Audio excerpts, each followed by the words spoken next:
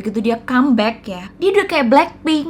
Dia muncul lagi di YouTube itu langsung views-nya juga tetap meledak, booming, tinggi, dan trending gitu loh.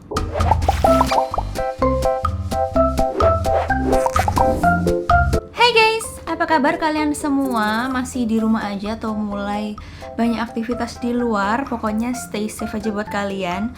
Dan di video kali ini agak berbeda ya, karena aku nggak makan, nggak mukbang dulu ya. Lagi diet, mohon maaf. Nggak sih, soalnya aku tuh keinget video aku yang beberapa bulan lalu, yaitu yang ekspektasi versus realita food vlogger. Dan itu respon dari kalian tuh positif banget, yang nonton juga banyak. Dan itu menandakan bahwa banyak di antara kalian tuh yang tertarik banget sama dunia food vlogger. Seperti yang kalian tahu, aku kan juga seorang food vlogger ya. Dan aku sudah ngevlog itu sejak Februari 2018. Jadi sekarang kayak udah 2 tahun lebih lah ya aku ngevlog. Dan sekarang aku hampir mencapai 500.000 subscribers, which is itu berkat kalian semua, luar biasa, thank you. Dan selama ini aku juga sering banget belajar, cari info, ngamati juga food vlogger lain, entah itu vlogger Indonesia maupun luar negeri, untuk cari inspirasi atau informasi atau pencerahan gitu ya. Dan kali ini aku pengen mengupas tuntas ceile.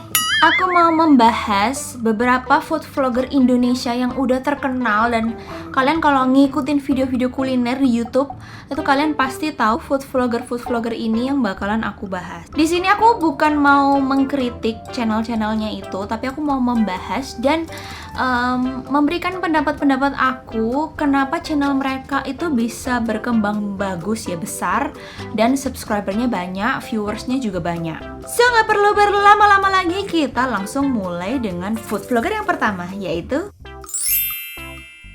bagi kalian pecinta mukbang, pasti kalian tahu channel Tan Boy Kun ini. Tan Boy Kun yang bernama asli Bara Ilham ini aslinya orang Padang. Tan Boy Kun ini sudah menjadi food vlogger sejak Oktober 2016 dan sampai sekarang sudah meraih 8,7 juta subscribers lebih. Menurut aku channelnya Tan Boy Kun ini unik banget, dan saingannya itu mungkin sedikit banget ya di Indonesia, karena konsep video-videonya tuh yang beda dari yang lain, yaitu makan dengan porsi yang luar biasa banyak dan besar. Bahkan ada yang sampai makannya itu di timer ataupun lomba makan cepet-cepet. Ya kalau di luar negeri tuh kayak Mark Stoney gitu lah ya. Dan aku rasa karena konsepnya ini yang cukup berbeda, itu yang membuat subscribernya banyak. Dan menurut aku, dan setelah aku lihat juga banyak yang berkomentar di video-videonya Tan Boy Kun, kayaknya fansnya itu sebagian besarnya laki-laki. Nah, spesialisnya Tan Boy Kun ini makannya super duper banyak, dan dia juga senang dan kuat makan yang pedas-pedas. Pedas-pedasnya ini juga kadang itu di luar akal sehat kita gitu ya. Karena bayangin, dia tuh pernah makan pakwe chips, itu yang keripik terpedas di dunia, tapi dia tuh makannya ditambah dengan ghost pepper noodle. Aku kayak nggak bisa bayangin gitu ya, usus sama lambungnya tuh kayak gimana. Emang dia tuh kayak manusia super gitu loh. Kayak aku dulu aja pernah nyobain spaghetti terpedas di Singapura ya, dan itu super mampus sih. Aku habis makan itu cuman 2 sendok aja udah perutku tuh udah kayak dipukul sama beberapa orang gitu. Nah, kalau kita lihat channelnya Tan Boy Kun ini emang kontennya jelas beda ya, kayak gini. Dia bikin lumpia terpedas terbesar di Indonesia. Dan ciri khasnya tuh emang dia tuh kayak ngomongnya bersemangat banget, which is good. Jadinya kayak gini, oh my god, gede banget. Cara makannya pun tuh juga kayak lahap banget, yang makannya tuh sekali gigit aja gede, bahkan astaga Tuhan. Oh my god. Aku juga pecinta lumpia sih, kirimin 1 bang. Dan kita lihat views tertingginya dia makan KFC atau McD dengan saus samyang. Ini dua-duanya sama paling tingginya, yaitu 43 juta per video. Udah kayak MV Korea ya.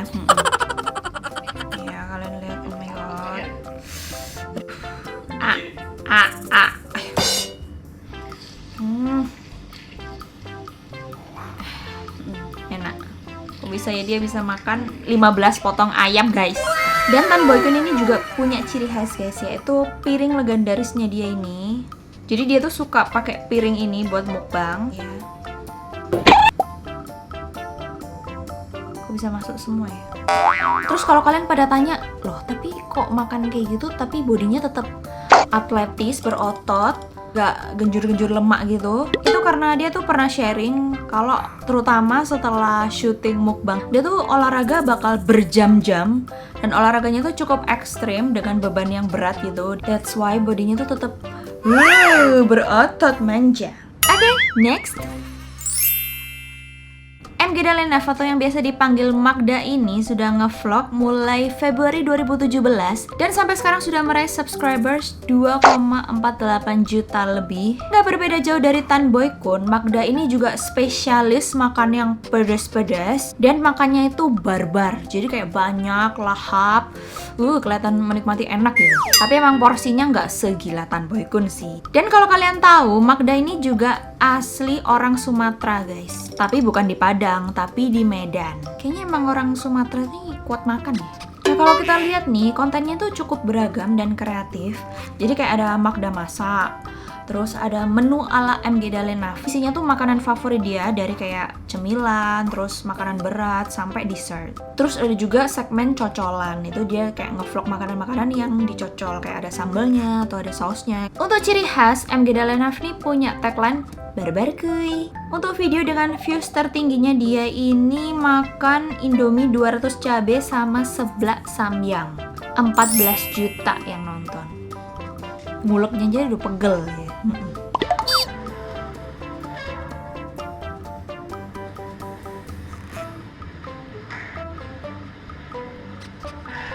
Dan uniknya di video ini tuh juga banyak haters yang komen gitu.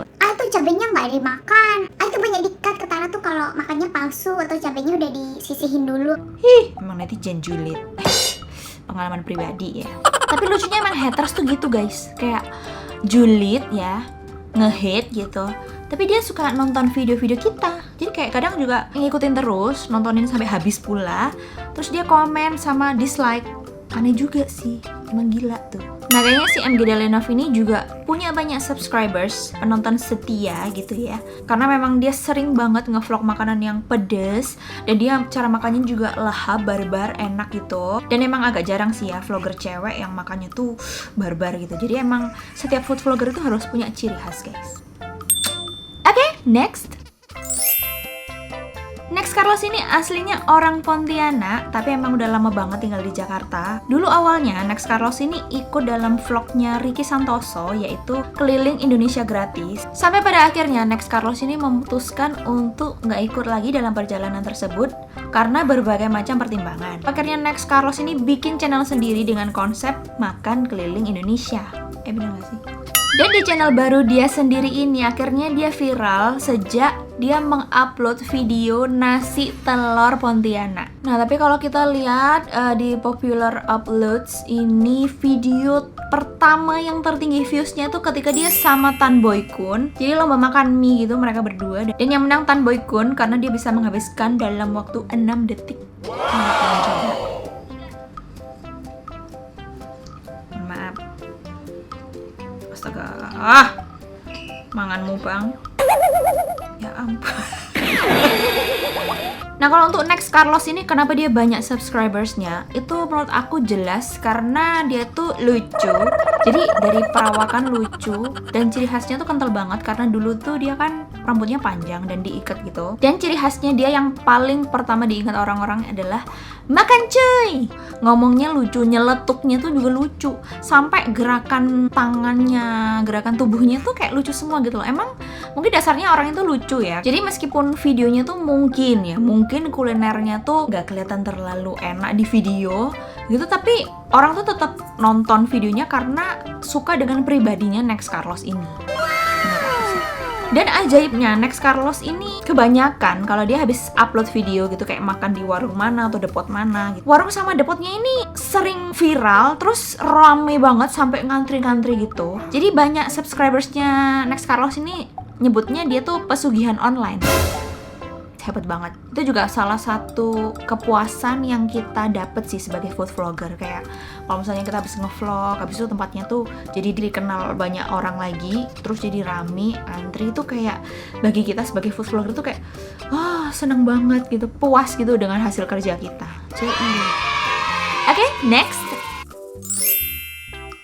Farida Nurhan atau yang sekarang sering banget disebut dengan Omai, ini asalnya dari Lumajang, Jawa Timur, makanya dia juga medok Jawan kayak aku ngono ya. Jadi aku kalau pambek dia jen enak ngono ngomongin Jawan. Dan perjuangannya Farida Nurhan ini luar biasa dan sangat inspiratif. Sejak usia 17 tahun, Farida Nurhan ini menjadi tenaga kerja di luar negeri dan sampai pada akhirnya di tahun 2008 dia kembali ke Indonesia dan mencoba menjadi agen properti. Setelah dijalani kurang lebih 8 tahun, barulah akhirnya Farida Nurhan ini nyoba untuk nge-YouTube. Dan sama juga awalnya tuh kayak syuting sendiri, dibantu sama anaknya Dias itu, terus ngedit sendiri. Dan emang dulu video-videonya dulu tuh apa adanya, dieditnya tuh sedikit banget, tapi justru itu yang disukain sama netizen. Mulai nge-vlog sejak September 2017 sampai sekarang sudah mendapatkan subscribers 2,5 juta lebih. Dan Farida Nurhan ini juga kerap kali nge-vlog bareng sama anaknya. Nah, banyak orang yang mungkin kayak viewers baru gitu nganggapnya mereka tuh kakak adik, karena emang Farida ini kan awet muda banget gitu kan. Jadi kayak dikiranya tuh kakak adik. Views tertinggi kita lihat di video Pesta Bakso Terberingas se-Indonesia dengan total views 11 juta. Luar biasa. Astaga, baksonya itu emang heboh. Mostly dulu kontennya itu tentang masak-masak sendiri di apartemennya itu. Terus habis itu dia ngomongnya tuh ceplos-ceplos lucu, medok-medok Jawan. Terus makannya juga kayak lahap, mantep gitu. Dan dia tuh ciri khasnya juga dia disebut dengan Ratu Endok atau telur ya. Karena dia tuh emang hampir di setiap menunya dia tuh suka banget makan telur. Dan seringnya juga makannya tuh di tempeh gede gitu, dikasih daun pisang. Farida Nurhan ini juga spesialis makan pedes guys. Tagline-nya awur-awur emplok. Sama kalau makanannya tuh dianggap enak banget gitu ya. Dia tuh Dan sampai sekarang nih kontennya kualitasnya udah makin bagus nih. Dan kalau menurut aku cara makannya Farida Nurhan ini yang emang kayak lahap, mantep, enak, yang bikin orang tuh kayak bener-bener ngiler ngeces. Jadi menurut aku luar biasa sih Kak Rida. Love you. Nah, dan kita sekarang beralih ke siapa sih yang nggak kenal sama Ria SW ya kan? Karena Ria SW ini bisa dibilang sering menjadi panutan, inspirasi, tolak ukur gitu ya di dunia food vlogger Indonesia. Karena kalau bisa dibilang Ria SW ini juga termasuk awal-awalnya food vlogger ini booming di YouTube. Dulunya Ria SW ini berperan sebagai PDNim ya, atau sutradara di segmen video nyam-nyam-nyam di channel malesbanget.com. Nah, tapi di channel itu emang yang paling populer itu segmen Rias Vlog ini guys. Nah, sampai pada akhirnya vlog seblak level 3 ini booming banget di YouTube waktu itu. Dan itu juga yang bikin seblak ini menjadi kuliner yang sangat populer guys. Dia makan seblaknya itu emang enak sih, seblak itu emang enak, sumpah. Untuk di channelnya sendiri, ngevlognya mulai dari Maret 2016 dan sampai sekarang total subscribersnya 3,37 juta lebih. Views tertinggi Korean street food 27 juta. Dan emang vlognya dia tuh menarik banget guys. Sampai aku dulu nonton vlog ini tuh kayak hampir setiap hari. Tuh kan, kelihatan enak banyak. Ciri khasnya Ria SW itu juga selalu chan gitu kalau sebelum makan. Terus ada juga tagline khasnya dia yang super duper yummy atau so good. Ada juga I like it.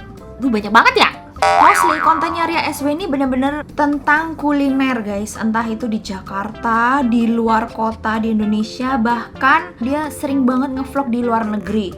Nah, Ria SW ini juga orangnya perfeksionis banget dan totalitas banget gitu loh dalam segala hal yang dia lakukan. Dan sampai sekarang dia tuh tetap ngedit sendiri videonya guys. Dan kalau kalian lihat karyanya dia, video-videonya dia tuh emang editannya tuh luar biasa keren, niat banget gitu. Terus informasinya juga lengkap. Dan dia juga selalu ngasih subtitle di setiap videonya gitu. Dan dia nggak pernah mau kontennya tuh sama kayak vlogger lain. Karena dia pengen banget kontennya tuh beneran unik gitu loh, yang nggak pernah diliput orang lain. Nah, Ria SW ini juga merupakan food vlogger yang sering banget vakum guys, karena emang dia sibuk banget kan, dia punya bisnis makanan, habis itu dia juga nulis buku. Nah tapi guys, hebatnya dia tuh bener-bener ya, mungkin karena memang sudah sangat dicintai sama subscribersnya atau followersnya, sampai-sampai meskipun dia vakum ya, begitu dia comeback ya, dia udah kayak Blackpink. Dia muncul lagi di YouTube itu langsung viewsnya juga tetap meledak, booming, tinggi, dan trending gitu.